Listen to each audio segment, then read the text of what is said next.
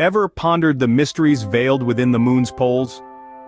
We've all looked up and admired our celestial companion, but few know about the fascinating enigmas that lie at its poles.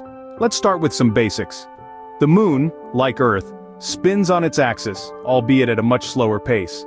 This axial tilt, a mere 1.5 degrees from vertical, is responsible for the extreme conditions at the lunar poles. Now think about a day on the moon. It's not your typical Earth day. A lunar day extends to approximately 29.5 of our Earth days. This long day-night cycle, coupled with the moon's axial tilt, results in regions of permanent shadow and eternal sunlight at the poles. These conditions create a unique environment, making the poles a focal point in lunar exploration. Now let's delve deeper into the specifics of both poles, starting with the north. Welcome to the moon's North Pole, a place of extreme cold and constant shadows. This region of the moon is unlike any other, characterized by its frigid temperatures that can drop as low as -250 degrees Celsius. As sunlight struggles to reach this area, it is home to what we call permanently shadowed regions, or PSRs. Now you might think this makes the North Pole a barren wasteland, but that's where you'd be mistaken.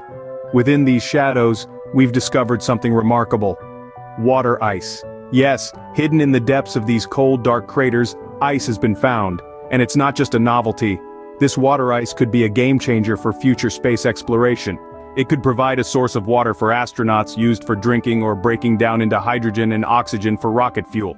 Journeying from the north, we now set course for the moon's South Pole. The South Pole, often called the dark side of the moon, isn't really always dark. So why the name? The term dark is more figurative than literal, referring to the side of the moon forever hidden from our earthly view, cloaked in mystery rather than perpetual night. Let's delve into the South Pole's topography. It's a captivating landscape dotted with craters and mountains, some reaching heights that dwarf Mount Everest. But what makes this region truly remarkable are the permanently shadowed areas, where sunlight never reaches. These cold traps are believed to harbor water ice, a valuable resource for future lunar bases. The South Pole's unique environmental conditions, combined with the potential presence of water, make it an alluring prospect for future lunar exploration and habitation. Its strategic location, offering a steady stream of solar energy and a treasure trove of resources, makes it a prime candidate for hosting the first permanent human settlement on the moon. Having charted both poles, let's now explore their relationship.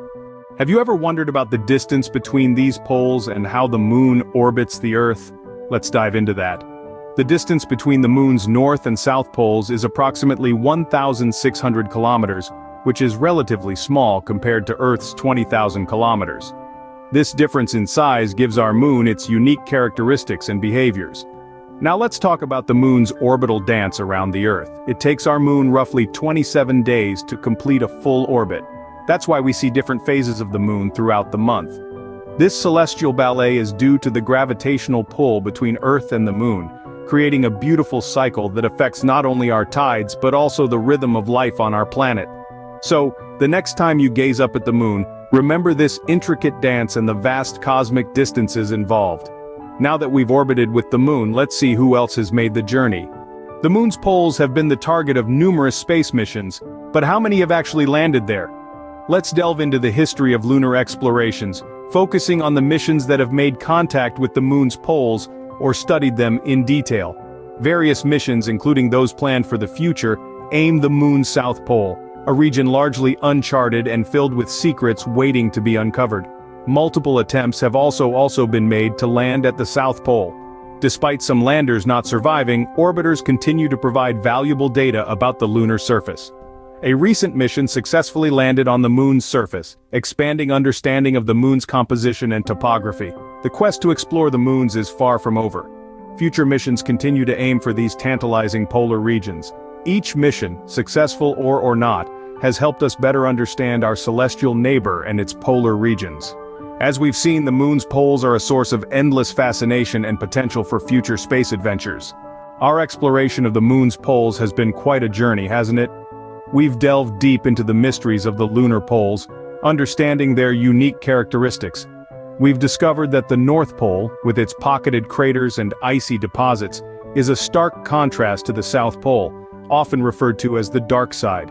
This isn't because it's evil, but because it's perpetually shrouded from our earthly view. We've also explored the moon's dance around the Earth, taking about 27 days to complete one orbit.